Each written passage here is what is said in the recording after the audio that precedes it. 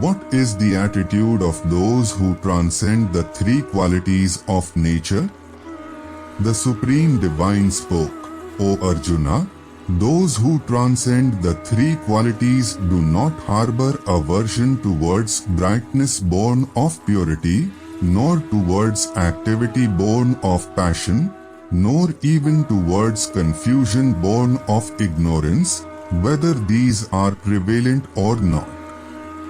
They maintain equanimity amidst the fluctuations of nature's modes, understanding that it is solely the interplay of these qualities. Firmly established in the self, they remain unperturbed. Chapter 14, verse 22 and 23.